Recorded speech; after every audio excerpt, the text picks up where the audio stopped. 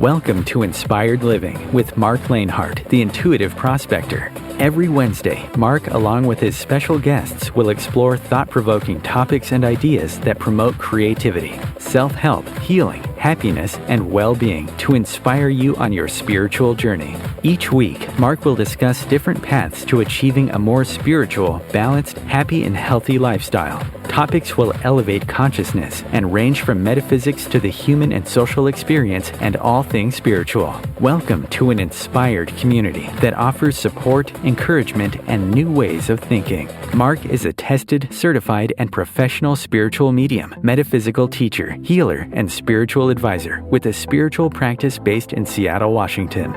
You are the inspired and the inspiration.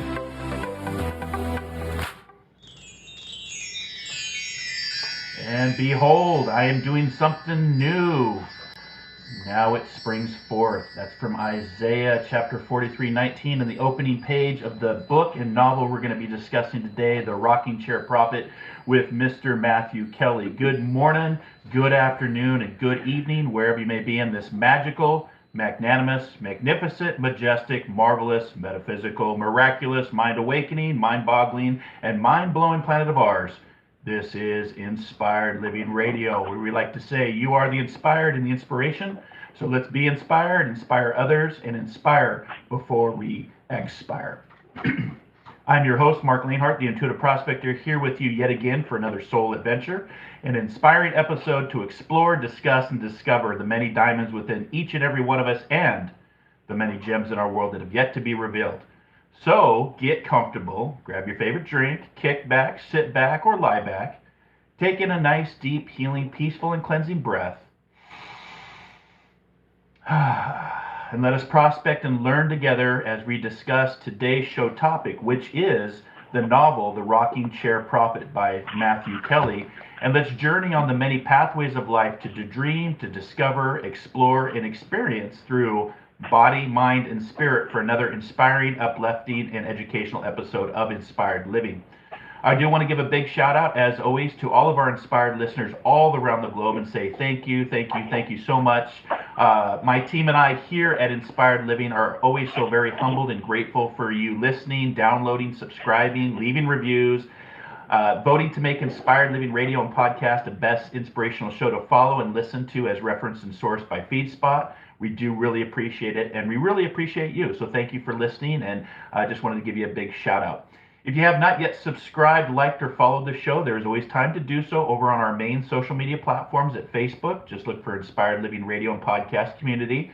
Instagram, and formerly known as Twitter, X, just look for our handle Inspired for Us. That's the number 4. And you can also follow us over on our YouTube channel under Inspired Living Radio. And we are now streaming through Audible and your favorite podcasting platforms, wherever you get your podcasts or listen to your podcast. Just look for Inspired Living, picture of my ugly mug. And you can catch 8 seasons of all the inspirational podcasts we've done over the years. Or you can simply say, Alexa, open up Inspired Living Podcast to play the latest episode, which is today, The Rocking Chair Prophet with Matthew Kelly. So, as I like to say, a new day, a new opportunity, a day we have not seen before to use our intuition to prospect this wonderful world around us. Are we ready to go prospecting? I think so. Let's go. So a little bit about our guest today. He's joining us live for the first time here on Inspired Living. He has written several books. I'm just going to read through the accomplishments of Mr. Matthew Kelly. Through New York Times, Wall Street Journal, Amazon, and USA Today. He's a best-selling author of 37 books and with more than 50 million copies sold. That is fantastic. Matthew is a best-selling author, speaker, thought leader, entrepreneur, consultant, spiritual leader, and innovator. He has dedicated his life to helping people and organizations become the best version of themselves. Born in Sydney, Australia, he began speaking and writing in his late teens while he was attending business school. And since that time, 5 million people have attended his seminars and presentations in more than 50 countries. Wow, that's awesome. Today, Kelly is an internationally acclaimed speaker, author, and business consultant. His books have been published in more than 30 languages and, like I said, has sold more than 50 million copies. In his early 20s, he developed the concept, the best version of yourself, And it's a concept that's been shared in every arena of life for more than 25 years. I know that I've used that myself. I just didn't know that, years later I'd be talking to the person that coined it. So it's been quoted by presidents, celebrities, athletes, their coaches, business leaders, and innovators through perhaps it is not more powerfully quoted than when a mother or father asks a child, quote, will that help you become the best version of yourself, end quote. Kelly's personal interests include golf, music, art, literature, investing, spirituality, and spending time with his wife Maggie and their wonderful children Walter, Isabel, Harry, Ralph, and Simon. If you want to learn more about today's show and Matthew Kelly, you can go to matthewkelly.com. You can find him through all the social media platforms, including YouTube, Instagram, TikTok, Facebook, X, now formerly known as Twitter, and LinkedIn. And I highly recommend you give him a follow and subscribe to his YouTube channel. I've been watching his videos, and he's awesome. And I just want to say welcome to the show, Matthew. I really enjoyed this book. It was sent to me, and it's really kind of hitting home with me. And welcome to the show. Let's get talking about this wonderful novel that you read, your first novel. Thank you so much. Yeah, it is. So why out of all the books you've written, 37, why a novel now? It's really interesting. I wanted to do it for about probably 20 years. I kept putting it off. Different publishers, want different things, and sometimes publishers are hesitant for you to try something new. But I think I just kept putting it off. The reason is because I find more and more that it is easier to say things through a character than it is just to put the words down on paper in nonfiction. Nonfiction, and I find it evokes a different emotional response, and that emotional response, I think, changes the absorption rate of the message into people's lives. Do you feel that that there was something here, given the current state of our culture and everything going on in our crazy, chaotic world of information and voices, and did that influence your decision to release this novel? It didn't really, because I've been working on it for so long. But I think you bring up an interesting point. I think there are some things that you can no longer say in this culture. I didn't say of any of them in this book, but I think there are things the questions that need to be asked, and you could be canceled just for raising the question in this culture.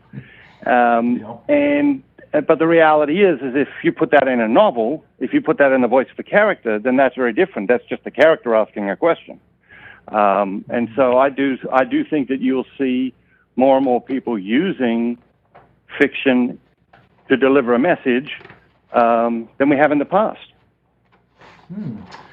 Interesting perspective. You said fiction, but I'm thinking just modern day technology. We have these things called avatars, right? And especially in the social media world, these avatars, and I get where you're coming from, being in the public arena, being on social media platforms, you say something, and people are different behind a keyboard than they are talking like you and I are talking, or in person. And I've had some very interesting evolutions and transformations in the social media world, probably the last 4 to 5 years. So I see where you're coming from, either fiction, nonfiction, or create an avatar to talk about what's going on in the world without being canceled. Because you're right, one thing you say could be held against you even down in the future. You say something 5 years ago, or 10 years ago, or 20 years ago, and all of a sudden, in today's society, it's a bad thing. So I always say, good thing there was no internet or social media when I was growing up. How about that? So for our listeners, I think a lot of people feel that way. I know. For our listeners out there, I just want to give a brief synopsis, and then Matthew, I want to have you just kind of dive into the book itself. But there are a lot of voices in our lives, but there's one voice that never leads us astray, and it's inside all of us. All of our regrets come from ignoring this voice. We choose to listen to other voices, friends, teachers, siblings, celebrities, etc., until we learn to listen to the voice within. But we are so addicted to these external voices. Listening to that voice is the difference between happiness and misery, wonderful memories, and heart-rending regrets. So the Rocking Chair Prophet is a transformational story about reclaiming that voice and the unmitigated joy that comes from following that. And my question to you is, who is Daniel? Is Daniel That's you? a great question. No, definitely not. I think I certainly aspire to parts of Daniel, but I think he's a conglomerate of people I have met.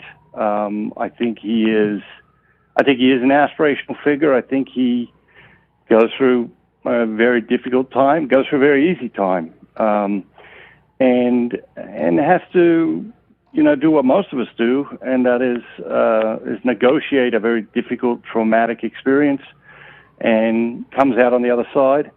But comes out on the other side and is able to serve people very powerfully, but still has his own, limitations and insecurities, and has to continue to challenge himself. And I think that is what we see sort of in the last third of the book, in his restlessness. He is restless because he can't just do this one thing for the rest of his life. No matter how powerful it is, no matter how much impact it is having on people, it is soul destroying for him if he would do that every day for the rest of his life. And so that restlessness we see toward the end, I think, is something we all experience at different times in our lives. And how we respond to that restlessness, can have an enormous impact on the direction of our life and some of the outcomes of our lives. And so as we're having this conversation, I'd encourage your listeners to think about, okay, well, where is your restlessness now? And what is that restlessness telling you? Or where is your dissatisfaction in your life now? And what is the message of that dissatisfaction? What is the message of that restlessness? Because chances are it is an invitation, and working out what it is an invitation to, I think, is critically important to moving beyond the restlessness and beyond the dissatisfaction. Excellent. And just a little bit more about the book. It's after an unspeakable tragedy that devastates Daniel's life, and he was 33 years old, suburban man. And what I loved about the book, because it reminds me a lot of what I did, I almost felt like, Matthew, you were writing my story, because I became the Intuitive Prospector because of my love for the mountains and my love for nature. But I had experienced a very devastating time in my life at the age of 27 that led me to be here today talking to you on the air. And so what I loved is he disappeared into the mountains. And what I love about nature, nature's our first home, and we've really disconnected from our first home. And if you even use the word forest, if you break it down, it breaks down to for rest.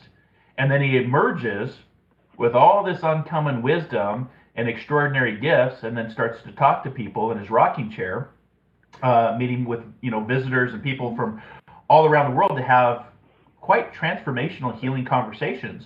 And it kind of reminds me of what we're doing today. We're sharing with people not only your novel, but your journey and the work you've been doing in this life. And I just found it extraordinary that you referenced getting lost in the mountains and then returning to share this wisdom and enlightenment, I guess, if you will. Yeah, and I love the way you look at that. I think the way he encounters nature and the way nature transforms him is very, very powerful. You mentioned in my introduction, I got 5 little kids. One of the things I notice is that kids are never bored in nature. We have Christmas Day, we give them all these toys, and then they get bored with the toys in, 20 minutes, 30 minutes, whatever it is. But kids are never bored in nature. If you take them out into the woods and, to run around, if you take them to the beach, or if you take them to the mountains, and there's something, I think, a real lesson there for us, because I think we do live in a distracted culture. I think a lot of people do claim to be bored a lot, and that's why they continue to distract themselves incessantly. But we're never bored in nature, and nature is restorative in a way that our screens are never going to be able to. Oh, yeah, I like that. I never thought about it from that perspective about children not getting bored in nature, and it really is the original Wi-Fi, if you think about it, right? the symbiotic relationship between us and even just trees, right? Trees give off, oxygen, and they take in our carbon dioxide that we're breathing all over the place. And there's really that symbiotic relationship of, what I always say, the original Wi-Fi of connection, right? So Yeah. a little bit about the book for our listeners out there. Why did you name it The Rocking Chair Prophet, and why does Daniel come back from this experience in the mountains to sitting in a rocking chair? What's the significance behind the title of the book, I guess is what I'm trying to say. Yeah, so I mean, if you look at the as you read the book, you'll see that he deals with these large topics, these topics that are central to the human experience, that are central to the human condition, whether it be gratitude or money or work or health or critics or the meaning of life or depression or love, he's dealing with these enormous topics, but he's dealing with them in the context of one-on-one conversations with people. And the original concept was actually inspired by Khalil Gibran's book, The Prophet, which is one of the best-selling books of all time. And it's a very short book. He has these probably 18 topics, and he probably only has a page and a half or 2 pages on each of them. And originally, when I set out to write the book, I wanted to write a very short book in the style of Gibran's The Prophet. And then as I got into it, it just, books have a life of their own, and this is where it came. And it is actually the first of 3 books in a series, so we do see what happens to Daniel next.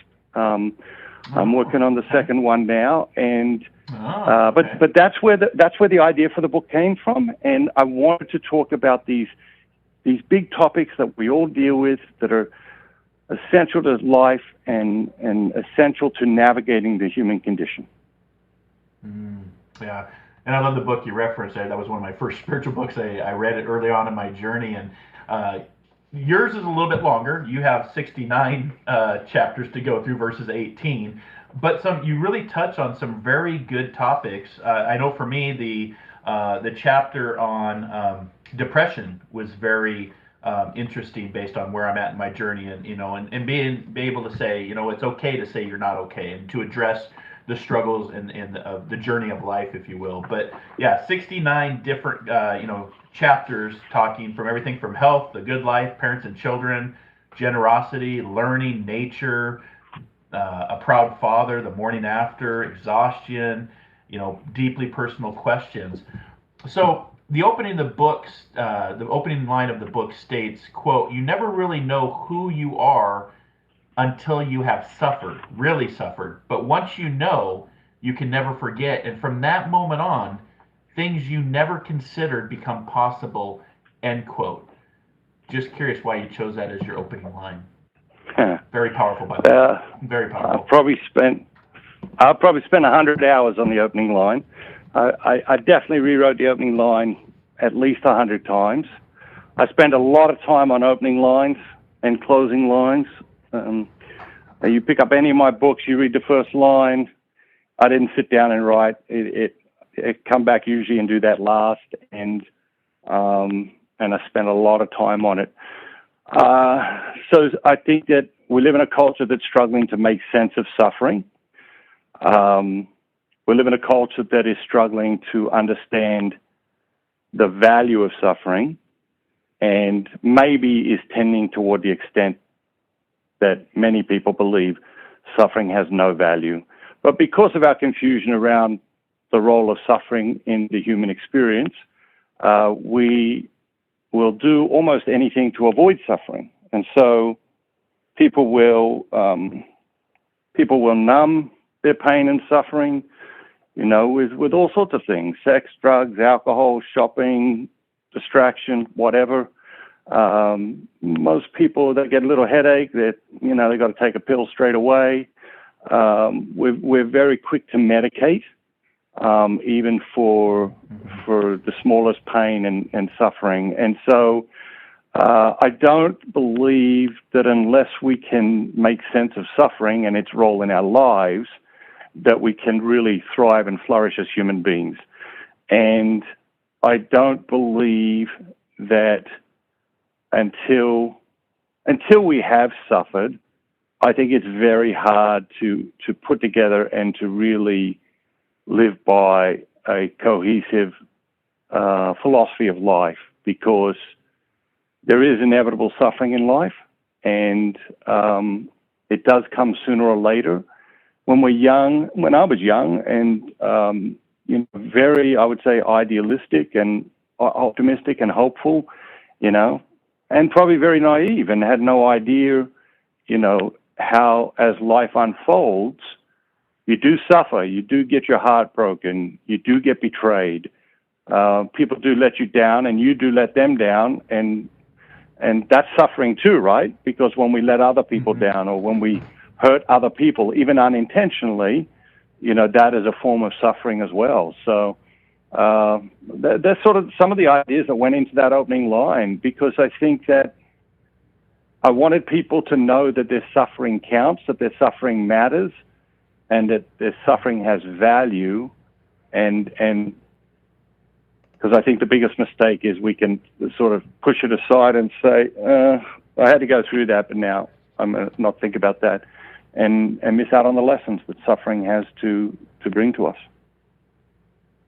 Yeah, and I like how you just phrased that, suffering has value for us. And one of the things I always try to, when we're going through those, not fun times of suffering, I always try to look at it from a perspective, this is happening for me, not to me, not playing the victim of the suffering. And it kind of, as you were talking, Thich Nhat Hanh had talked about in one of his books about, that peace and freedom and happiness can be found right here in this very life if we can only learn the art of handling our suffering. And so I always try to find the positive when we're going through some bad times in life. And you're right, we all go through that, but it's about how we respond to the suffering. And I like how you just said that suffering has value in our lives and how we address that. So just a reminder for our listeners out there, it's happening for you, not to you. So, and again, I love that opening line about just really diving into the suffering, because our world, there's just so much going on, so much information, so much distraction, so much change. And, tell us a little bit, about Daniel, as a protagonist in, his life-changing events that, had him go out into the mountains to come back to be the rocking chair prophet. I think Daniel is the kind of guy that we've all met. I think a lot of things came easily for him. I think he was, sort of talented. In Australia, we'd call it like an all-rounder, and talented in many things, or things come easily to a person. Did well in school, did well in sports, had a great family, and had a great career. And I think that we've all met people like this. When we meet them, I think we expect them to be arrogant, and very often they are. And that's one reason they can be very unlikable. Because they don't recognize, that they've been gifted. They think that, they generated their own life, their own gift, their own everything. And of course, nobody does that. So I think the arrogance of these people who things come easily to makes them, dislikable. And Daniel had definitely had sort of an easy ride until he comes up against sort of really a brutal life experience, beyond traumatic, a brutal life experience. And of course, all that happens in the first 20 pages of the book, because it is the setup. And some people might ask, well, okay, why did he have to have such a traumatic experience? And the reason is because when I was working on that, I wanted everyone to be able to opt in. I didn't want any reader to be able to opt out. I didn't want any reader to be able to say, okay, yeah, you had a tough time, but, my situation is worse than that. I wanted the reader to be able to say, okay, that I don't know how I would recover from that, and let's see what he does. And so that's why that's sort of the setup of the first 20 pages. Yeah, and like I said, a very enjoyable book to read, very easy to read. So for our listeners out there, you can go to Matthew's website. I'm sure you can find it wherever books are sold, right? Absolutely. Okay, yeah, I was just honored to be gifted this book. It came in the mail for me, and I was like, oh, look at this. That's why I love doing this show, because I get to read a book a week and get to read all these different stories. But it's that old adage, right? The shakening causes the awakening, right? It literally transforms us. And transformation is tough, right? It's not rainbows and kitty cats and cupcakes. It's really very transformative of the caterpillar becoming the butterfly. So, Matthew, we're going to go to our first break, and we'll be back here in just a few minutes. And I want to pick up right where we left off, because we have more questions to get to, and we have more prospecting to do as we go into this novel, The Rocking Chair Prophet, with Mr. Matthew Kelly. You're listening to Inspired Living Radio. We'll be back here in just a few minutes.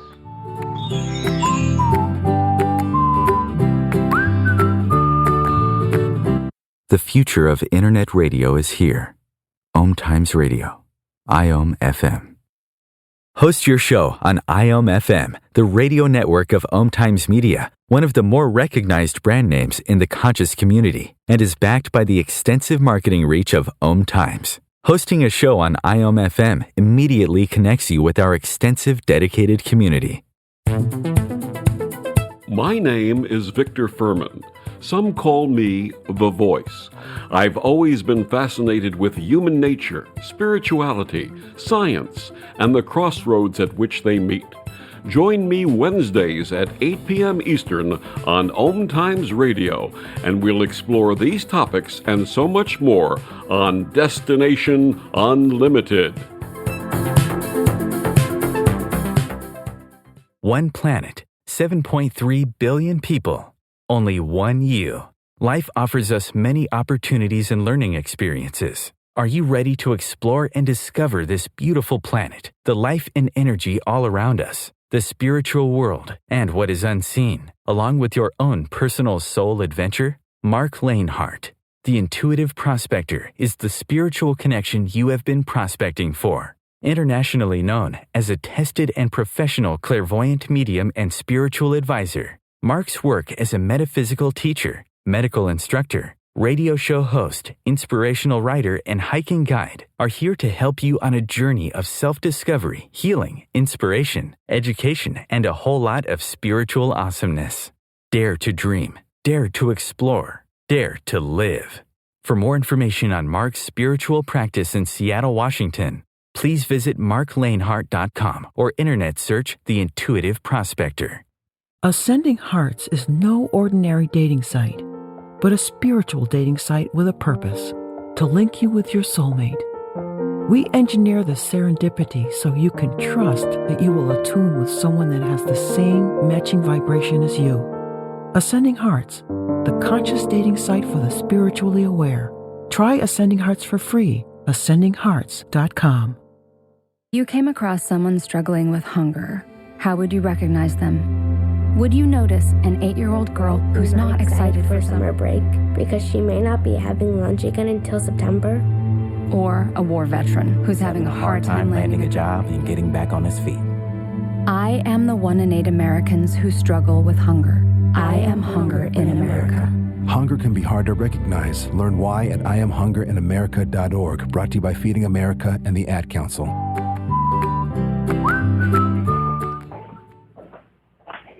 And welcome back to Inspired Living Radio. Today's guest, Matthew Kelly, best-selling author, speaker, thought leader, entrepreneur, consultant, spiritual leader, and innovator, and of course, the author of his new novel, The Rocking Chair Prophet. Matthew, welcome back to Inspired Living. And let's just pick up right where we left off, talking about the book, talking about Daniel and how you would describe him, and the shakening that caused his awakening to go to the mountains and receive some sort of download, right? He went out to the mountains and something happened. You want to go into a little bit of detail of the mountains scenario, or what was downloaded on his journey? Yeah, I mean, for 30 years, longer than that, since I first started speaking and writing, have been just an enormous advocate of silence, the power of silence, And the fact that we do have this gentle voice within us that is more of an expert on us than anybody outside of us is ever going to be. And tragically, I think fairly young in life, we are taught to ignore that voice within.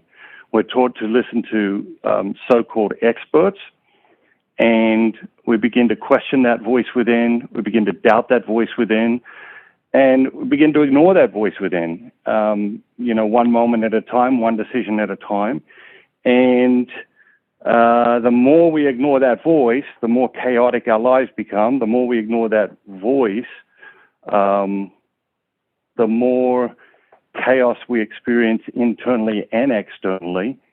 And the only way to rediscover that voice and learn to hear that voice again and walk with that voice is to spend time in the classroom of silence. And, my first book 30 years ago, I wrote, you can learn more in an hour of silence than you can in a year from books. I absolutely believe that to be true. And I love books. I'm a huge fan of books, but there's something about silence that is just very, very powerful. And I do believe that if we will spend some time in silence each day and continue just to show up, that amazing things will happen. And that most of all, what most of us are yearning for will appear, and that is clarity around, whatever dominant question is plaguing us or nagging us or tickling us at this time in our lives. Well, and I like that diamond you just threw out there. On this show, we're all about the diamonds and the gems of our world and the diamond within.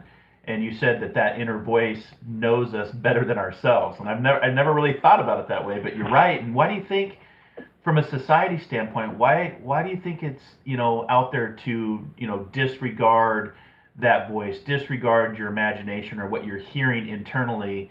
And, I don't know, maybe it's based on capitalism or making money to go listen to other people and other experts, I guess. But I like how you stated that. It knows us better than ourselves. And I 100% agree with the going into the silence. I love the anagram. I always ask people, what's the anagram for silent? And the anagram is listen, right? It's listening in that silence. And I was recently watching one of your YouTube channels, and I highly recommend for our listeners out there, go check out Matthew's YouTube channel, because you talked about Einstein. If I'm not going to put it right, you probably could say it better than me about, spending that time. If you had an hour and it was the most important decision of your life, how would you respond to it? You have an hour to decide, and it was pretty much the premise of listening for the first 55 minutes and then 5 minutes to answer. You probably do you know what I'm referencing? You had talked about it one of your videos a while back.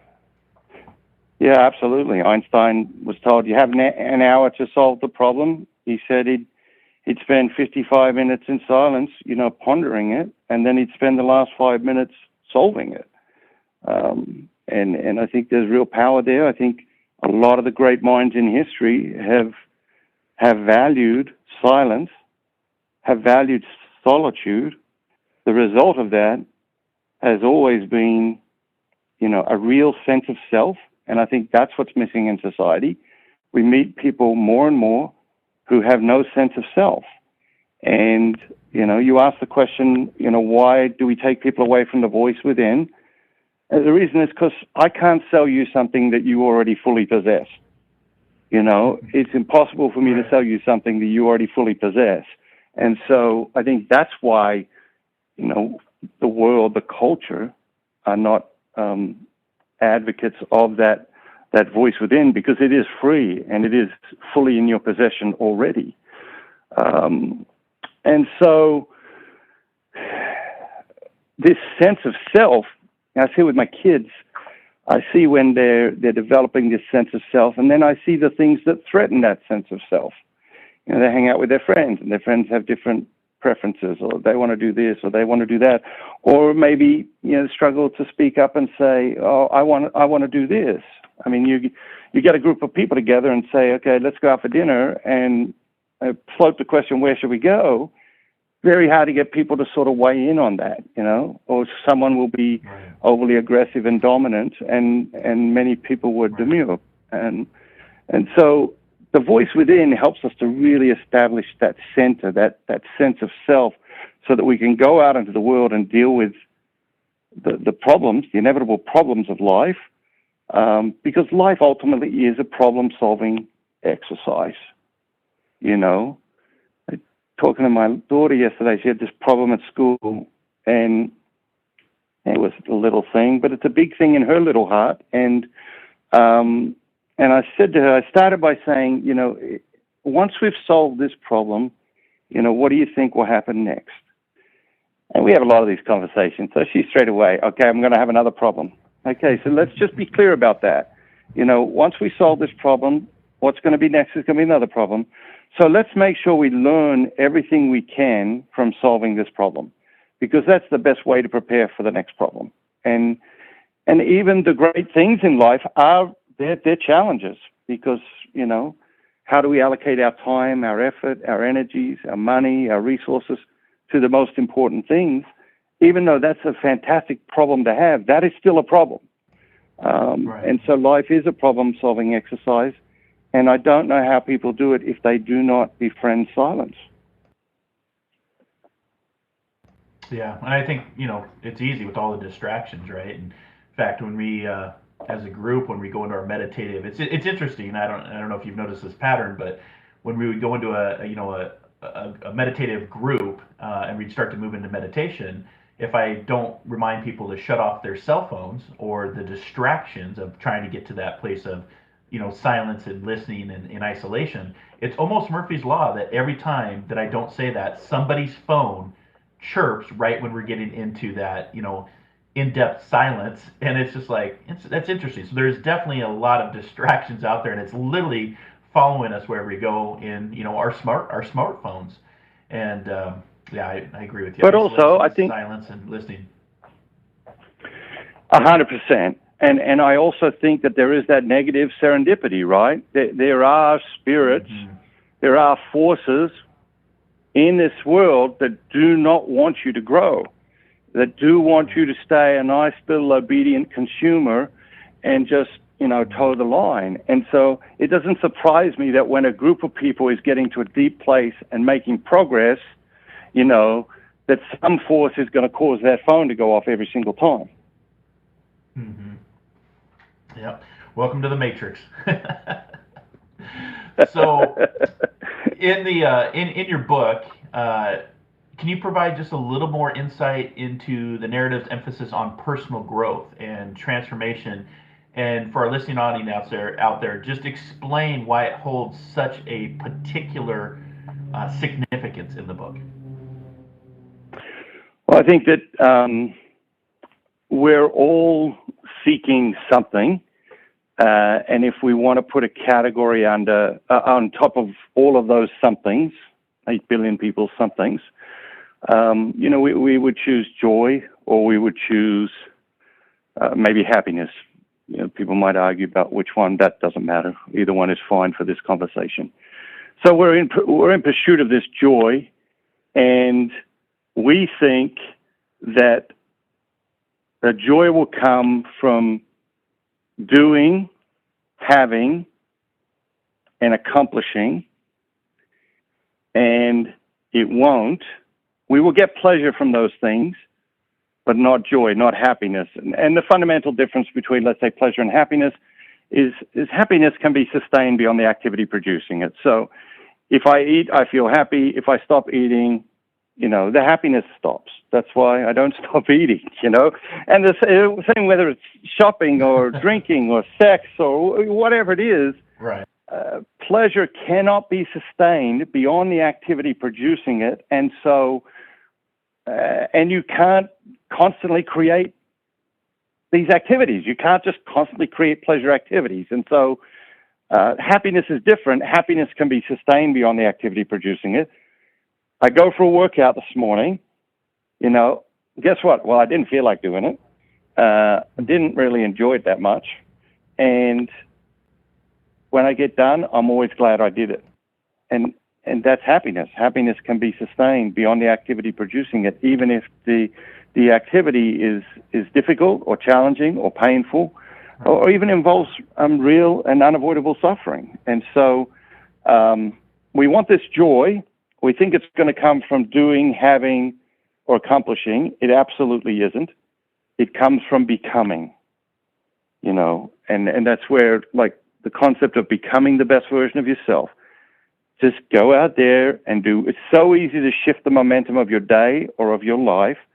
Do something. Deal with whatever's in front of you right now as the best version of yourself, and you will experience joy. You do not need to study it for 12 years. You do not need a doctorate in anything. All you need to do is say, okay, what in this moment can help me become the best version of myself or a better version of myself? Because when we're growing, when we're becoming, when we're in this process of active transformation, joy is the byproduct of that transformation. And you can't get the joy without the transformation, but our culture is trying to do exactly that. It's trying to get the joy without growing, and that doesn't happen. I love that. And I was going to say the other thing that's, being that it's Valentine's Day today, there's a quote from Dr. Wayne Dyer that said, whatever the question, love is the answer. So we can throw some love in there today as well as part of our show. Now that leads me to my next question, because you talked about this inner conflict of, part of you wanted to go work out and the other part didn't, angel on one shoulder, devil on the other, if you will, or, higher self on one shoulder, ego on the other. But let's talk about the inner conflict that you also talk about in the book, as far as, this inner conflict you're experiencing has a purpose, and it's helping you to discover your unrealized potential. So just for our listeners out there, let's go prospecting a little deeper on that concept of that inner conflict that we all go through as humans. Yeah, no question. And we go through a lot. And really, we should have like whole courses that just study that moment. It's a moment of decision. And we should understand the DNA of that moment. We should understand the different ways we respond to that moment. We should understand, okay, when I'm hungry, I respond to that moment in this way. When I'm lonely, I'm going to respond in this way. When I'm tired, I'm going to respond in this way. Understanding that inner conflict, that being torn in two directions, which is, I think one direction is a better version of ourselves or the best version of ourselves. The other direction isn't necessarily the worst version of ourselves. It might just be a lazy version of ourselves. And one of the topics like I talk about in the book is comfort. And I think we're dealing with comfort addiction in our culture. And once we get comfortable, comfort is really bad for the human being. It is just not a good state. It's a good recovery state. It's a good renewal state.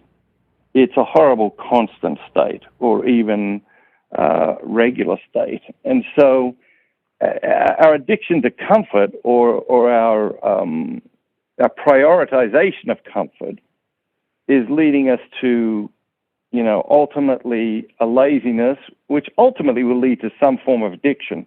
It might just be an addiction to comfort, but it could be an addiction to many, many other things. And then that just creates a never-ending downward spiral. And the problem with the moment of conflict then, once we're involved in an active addiction, is that we know what we need to do, but we have less of the inner stuff of what is required to do it, with every passing day. We need it more every day, and we have the capacity for it less every day. And anyone who has dealt with addiction and recovery knows that that's the equation you're against. But the reality is we're all against that equation in some moments of our day, and that is the inner conflict that you're talking about and that, Daniel talks about in the book. Right. And, like we said, everybody goes through this. So for our listeners out there, I just want to give an inspired shout out to you. If you're in a dark place and you're listening to this show and you sometimes tend to think you've been buried with that inner conflict, perhaps you've been planted. So maybe it's time to bloom and transform and do something different And I know reading this book, The Rocking Chair Prophet, is gonna sit on my bookshelf. So when I'm having a inner crisis or a conflict or a self-sabotage moment, I can go back to this book, and it's definitely, with all the different chapters in there, something I can continue to read and help me on my journey. And so, with that, Matthew, what do you feel, in your perspective, how might the world be different if we all, viewed inner conflict as a means to fulfill our potential, but also to take the courage to make that change, right? There's another aspect of this of, I always say, if you don't risk it, there's no biscuit. But having the courage to stand forth and do something that the inner voice is, telling you to do. Like, how do I listen to this voice? How do I trust this voice? How do I move through this inner conflict to get to that potential?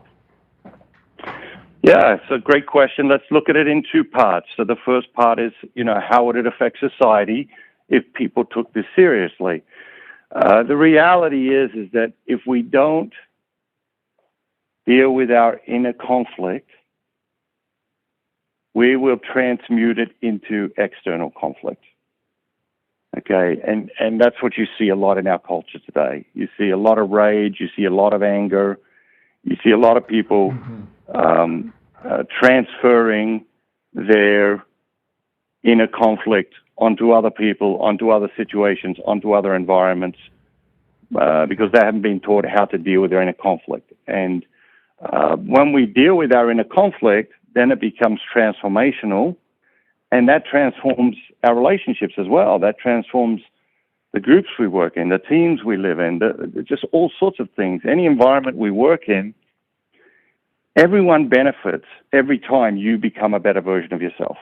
And when I say everyone, I mean everyone, every person on the planet, and every person who ever will be on the planet, because there is this butterfly effect of you becoming a better version of yourself. It is going to change the way you interact with every other person for the rest of your life, and the way you interact with every other person for the rest of your life is going to influence the way they interact with every other person for the rest of their life. And the influence is much greater. It's actually a little bit scary when we actually know how much influence we have.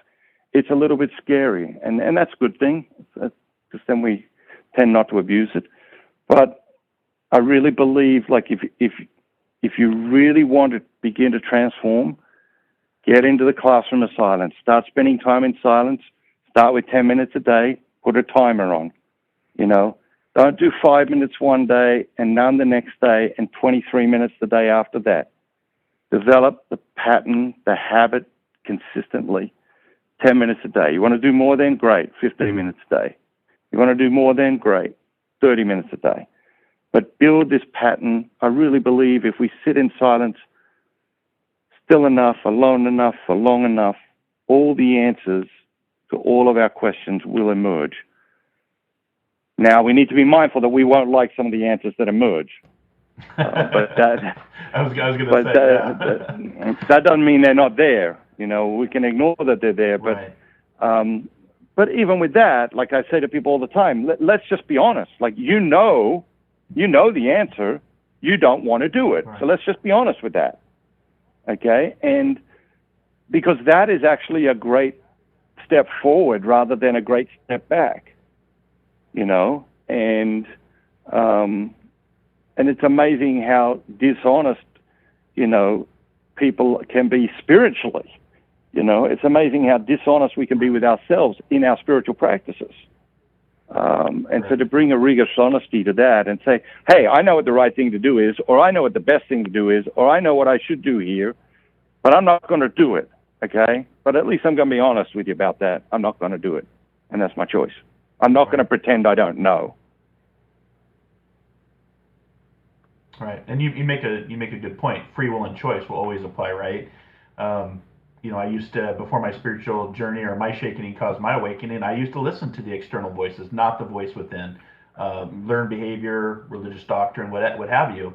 But once I moved into that meditative state, that silence that you're talking about, and that listening, I always tell people I actually went to college to learn how to meditate, believe it or not.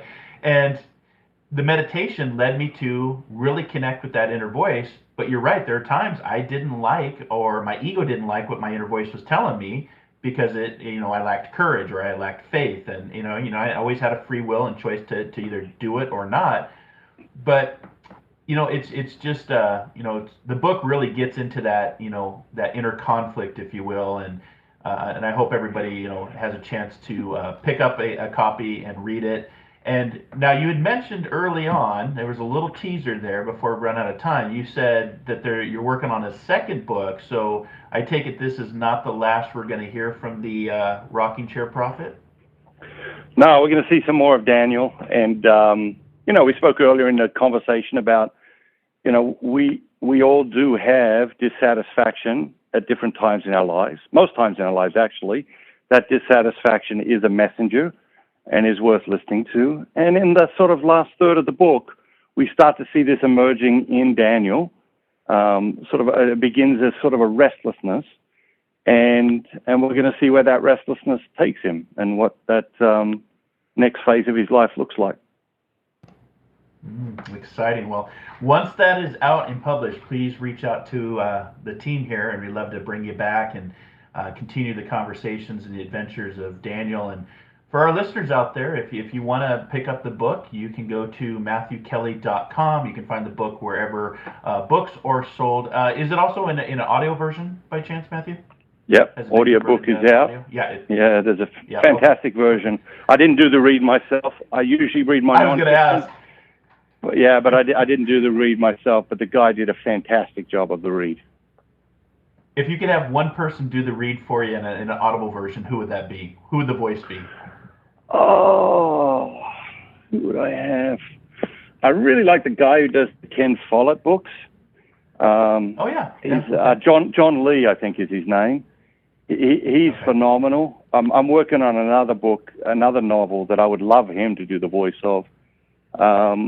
And then the guy who did one of my business books, The Culture Solution,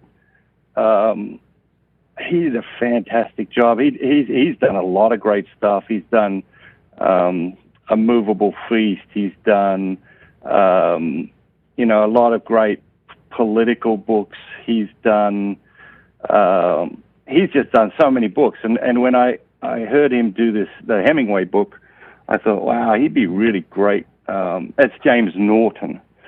So James is a great reader. Oh, very cool. Well, thank you for sharing that. And just before we close, this goes by so very quickly. Again, I'd love to have you back and continue talking about the journeys of the Rocking Chair Prophet Part 2, whatever that's going to be named when you get it published. And what I like to ask my guests when they come on to Inspired Living, who or what inspires you to keep writing, to keep you motivated to, go work out, to continue on this journey of life? Who or what inspires you? I think really, like a big part of that is just the ordinary person, like trying to make sense of life or trying to make sense of how to be a parent or trying to, make a career change in the middle of life or later in life or, trying to, work out how does marriage work or just the ordinary people in their ordinary lives. I honestly don't know how people do it. I look at a lot of people's lives and they feel heroic to me. And I love writing. I love writing for those people. Well, Matthew, keep writing. You got a fan here on Inspired Living Radio, and if you want to come back, you're always welcome. And again, if you want to learn more about the Rocking Chair Prophet, go to MatthewKelly.com. And again, get on his YouTube channel. A lot of fantastic videos out there. And I just want to say to our listeners on this day of love, if you listen to that inner voice and you move into that silence and that meditation, every time I thought I was being rejected or something negative from something good, when I listened to that higher voice, I actually found that I was redirected to something better. So, Matthew, thanks for being a guest, and we'd love to have you back sometime in the future. Thank you, Marc. It was a pleasure. My pleasure. So, again, inspired listeners, take that time, make the time to disconnect so you can make that time to reconnect. This has been another inspiring episode of Inspired Living Radio. Until our next soul adventure together, be kind, be caring, be compassionate, and most importantly, wherever you're at in this world, dare to dream, dare to explore, dare to live, and discover that diamond within. We'll see you next time here on Inspired Living. Much love. Namaste.